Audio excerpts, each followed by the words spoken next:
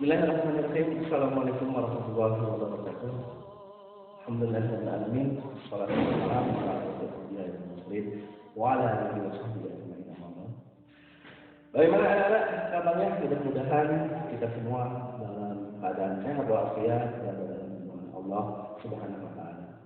Dan jangan lupa terapkan protokol 5M yang disampaikan untuk menjaga kesehatan kita, melindungi diri kita dari bahaya COVID-19.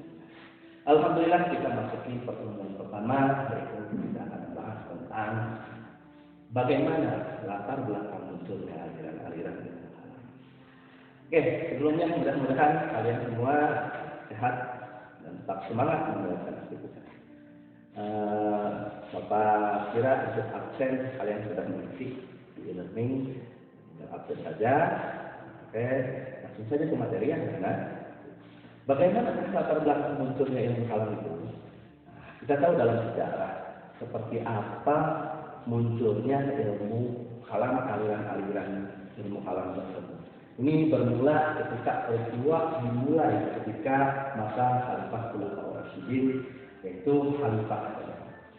Kalian tentunya sudah tahu siapa saja Khalifah Khulafaur Rasyidin. Ya, termasuk ya. Ini kan sudah dibahas tentunya dalam mata pelajaran SK, kemudian juga pada mata pelajaran akidah akhlak. Nah, yang pertama siapa? Abu Bakar, kemudian Umar, siapa lagi? Utsman dan Ali. Nah inilah munculnya aliran-aliran ilmu kalam itu latar belakangnya sudah ada pada masa kekhalifahan Utsman bin Affan. Cikal bakalnya. Ya, antaranya ketika Utsman bin Affan meninggal dunia. Ya, kita tahu Affan itu meninggal dunia ketika dalam situasi yang tidak menentu umat Islam dalam kekacauan. Itu terjadi pemberontakan hingga akhirnya Utsman bin Affan wafat dalam pemberontakan tersebut.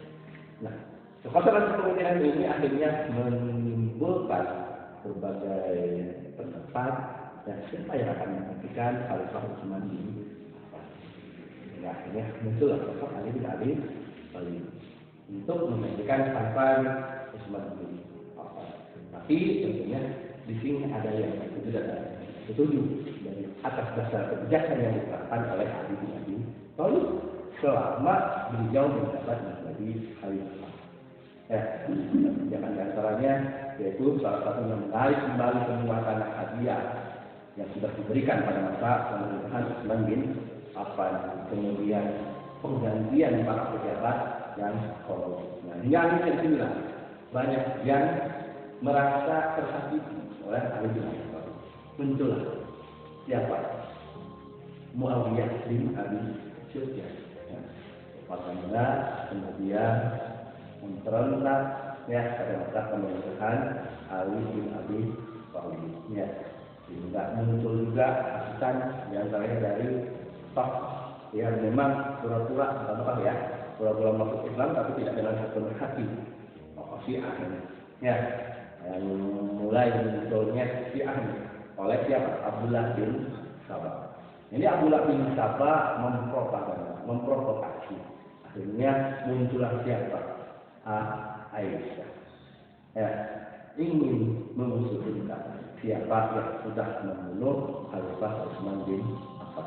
Ali bukan tidak mau ingin mengusulkan siapa yang sudah membunuh Khalifah Utsman bin Affan. Tapi diamnya Ali di sini bermaksud dalam tujuan agar tidak terjadi peperangan antara sama umat Islam. Ini ingin mencari kebenaran. Tapi Aisyah terprovokasi oleh Abdullah bin Sabah hingga akhirnya membawa Abu Bakar. Ya, ini menghakimi sendiri siapa yang sudah membunuh Khalifah Utsman bin Affan. Nah, disinilah akhirnya karena khawatir terjadi pertempuran, maka pasukan Aisyah ini dihalau oleh pasukan Ali. Ya, maka muncullah pertempuran namanya perang Jamal. Karena Aisyah ketika itu menunggangi apa? Unta dalam peperangan. Ya, Aisyah tidak perlu dikembalikan lagi ke kampung oleh tapi tak sampai di situ. Muncul pasukan lagi, kemudian muncul Muawiyah bin Abi Sufyan menyatakan perang terhadap Ali bin Abi Thalib. Ya, senjata perang saudara antar umat Islam timbul pada saat itu. Ya, namanya perang sipil antara Ali dan Muawiyah. Sangat sulit. Akhirnya perang ini secara tidak langsung sudah dimenangkan oleh Khalifah Ali bin Abi Thalib.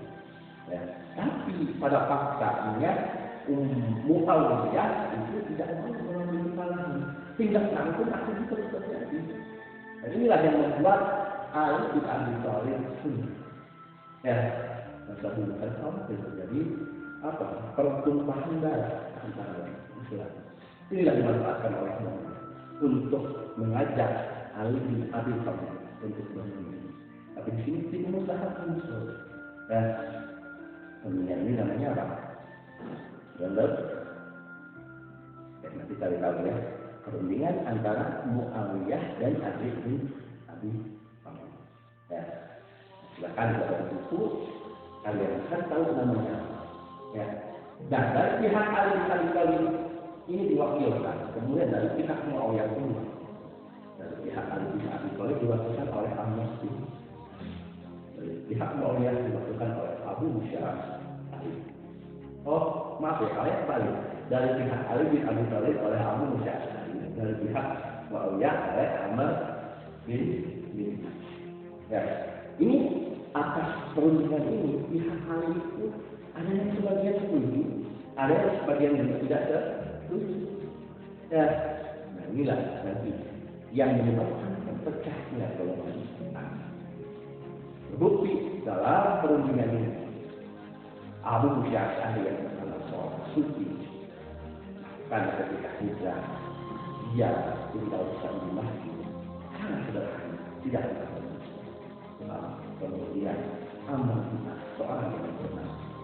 Ya, akhirnya ini disepakati sebuah perundingan yang pertama bahwa kekhalifahan akan dikembalikan lagi kepada umat Islam.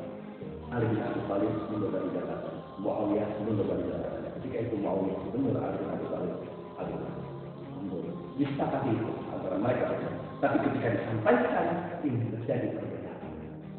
Ketika disampaikan oleh Abu Musa Asy'ari dipersilakan terlebih dahulu oleh Amr bin karena secara istilah sudah dan ya, ketika Abu Musa Asy'ari mengatakan bahwa Ali ketika saat ini mengundurkan diri dari jabatan khalifah, tapi Amr bin As maju menyatakan Ali sudah mundur dari jabatan sebagai khalifah, maka yang menjadi saat ini menjadi khalifah adalah Muawiyah. Inilah munculnya kekecewaan antara golongan Ali bin Abi Thalib. Terpecahlah golongan Ali bin Abi Thalib dan nanti kita lahirnya aliran kedua.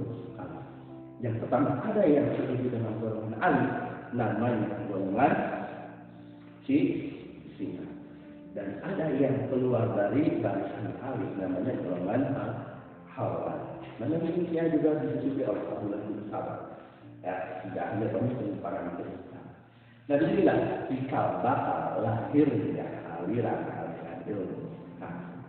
Nah, itu adalah yang pertama hanya sebatas politik saja.